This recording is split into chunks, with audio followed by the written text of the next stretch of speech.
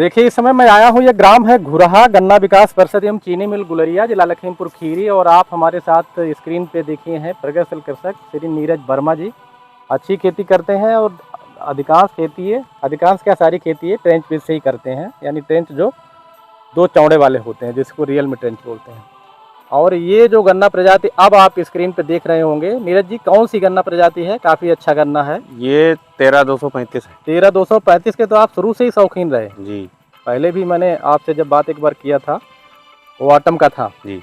तो ये मुझे लग रहा है बसंतकालीन है जी ये बसंत तो कालीन। ये कब का बोया है? 13235 कृषक भाइयों को मैं बसंतकालीन का दिखाना चाह रहा हूँ। और हम लोग कहते भी हैं कि 13235 को अगर बसंत में भी बोएंगे तो ठीक ठाक उत्पादन दे जाएगा, जिसका नमूना आप स्क्रीन पर देख ही रहे होंगे। तो नीरज भाई ये कब का बोया है? ये 25 फरवरी का बोया हुआ। 25 फरवरी का है। कोसा 13235 बहुत अच्छी गन्ना प्रजाति है। दूरी कितनी है इसमें बुआई की? इसमें 2.5 फीट है। इसमें थोड़ा दूरी आपने कम कर दी। जी। अच्छा, कैसी लगी ये प्रजाति आपको? आपको तो जब से रिलीज हुई है तब से आपका इसका अनुभव? प्रजाति बढ़िया है और कम लागत की प्रजाति है। कम लागत की प्रजाति है, सही कह रहे हैं। इसमें ज्यादा लागत लगाने की जरूरत। हाँ, कम लागत की प्रजाति है जी। तो आपने इसमें क्या क्या कम लागत लगाई बुआई से लेके अब तक? इसमें अभी तक 2 खाद पड़ी हैं। 2 खाद क्या क्या डाली होंगी? इसमें यूरिया और जिंक। यूरिया और जिंक। जी। माइक्रो न्यूट्रंस इसमें कोई सी नहीं। एकड़ के हिसाब से बता दीजिए ताकि हमारे कृषक बंधु जाने, क्योंकि आप अच्छे किसान हैं। 1 एकड़ में 45 किलो यूरिया। बुआई के समय से लेके अब तक जो आपने इसमें किया है वो जरा बता दीजिए। बुआई के समय इसमें हमने 1.5 बोरी NPK, ठीक है, और जो है 1 बैग जाइम का दिया था, सागरिका का। और उसके बाद जब सिंचाई हुई तब हमने 1 बोरी एकड़ की यूरिया दी थी इसमें। अच्छा। और दूसरी फिर यूरिया में जिंक मिला के दिए। अच्छा, ये कितना गैप रखते हैं, मतलब कितना अंतर रखते हैं ये सब? ये अंतर करीब 2 सिंचाई का। 2 सिंचाई का। जी। तो सिंचाई में करीब 15 दिन का अंतर तो हो ही जाता है। कभी 15 दिन का हो जाता है, कभी 20 दिन का भी हो जाता है। अच्छा। सिंचाई इस समय इस बार काफी ये चर्चा हो रही है कि कुछ गन्ने इस बार पीलापन दिखाई दे रहा है। अब वो पीलापन किसी कारण से हो सकता है, चाहे मौसम हो। आपके गन्ने में देख रहा हूँ कोई पीलापन नहीं है, तो क्या केयर किया आपने?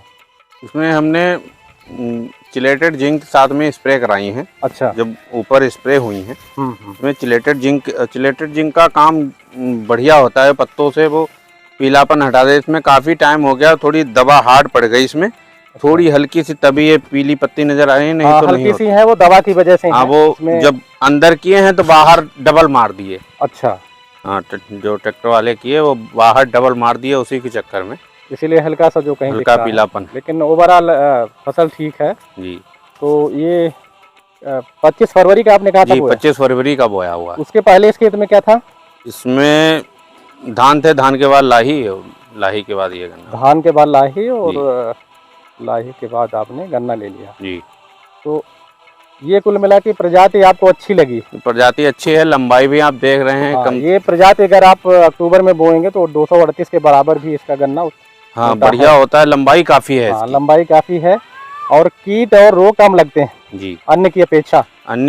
इसमें तुलना अगर हम कराएं COL के 14201 और CO 15023 से जी, उससे बेटर वैरायटी है और इसमें कम लागत में अच्छा उत्पादन दे सकती है जी। तो ये जो ऐसी फसल आपकी लग रही है स्क्रीन पे, काफी अच्छी फसल है। और अभी तो हम सितंबर के फर्स्ट वीक में हैं, अभी तो ये बढ़ेगी ही। अभी महीना इसको बढ़ना है। अभी ये करीब 2 फीट ऊपर और जाएगी। 2 फीट और जाएगी। तो कितना उत्पादन आप इसकी अनुमानित करते हैं? ये 70 से कम तो नहीं देगी। 70 मतलब जो है 642 400 की एकड़ में। हाँ, 400 एकड़ से कम नहीं देगी, क्योंकि इस 6 बीघे का मानते हैं एकड़ यहाँ पे लखीमपुर में। यहाँ 16 डिसमिल का 1 बीघा मानते हैं जी। और जो है 6 बीघे का 1 एकड़ मानते हैं। देखिए गन्ना कितना ग्रीन है, आप देख रहे होंगे स्क्रीन पे। तो इसमें देखिए यहाँ वहाँ पे हल्का सा लग रहा था, कह रहे थे आप स्प्रे ज्यादा हो गया। अब यहाँ पे जो स्क्रीन पे दिखा रहे हैं कोई पीलापन नहीं है जी, यहाँ नहीं। हाँ, और इस गन्ने में जब ये शुरू में आया था तो बड जमने की शिकायत थी जी, लेकिन अब वो नहीं रही।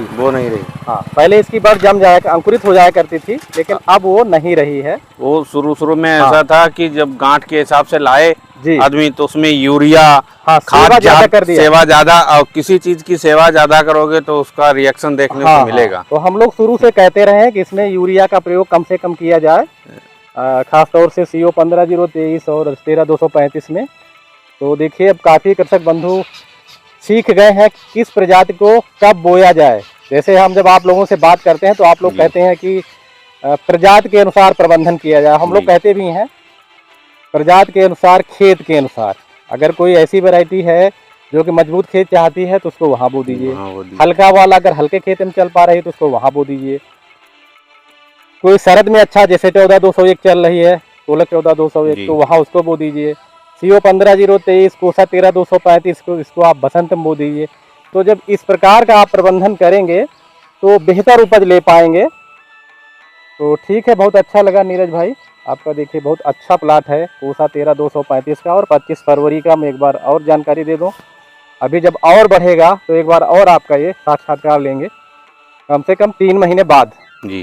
गिरने तो अब आप देंगे नहीं इसको? नहीं गिरेगा नहीं सर। गिरने तो खैर नहीं देते हैं, हाँ। विगत वर्षों का भी अनुभव है कि आप अच्छी खेती करते हैं। तो देखिए काफ़ी अच्छा खेत है। अच्छा, इसका कितना रकबा होगा? काफ़ी दूर तक दिख रहा है बड़ा। ये 11 एकड़ का प्लॉट है सर। तो बहुत अच्छा प्लाट है, आप देख रहे होंगे।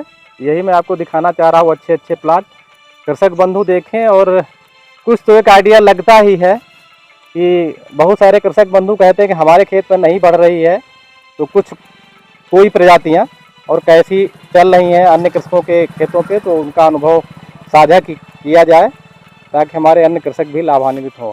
बहुत बहुत धन्यवाद नीरज जी, एक जी अच्छा प्लाट दिखाने के सर। लिए।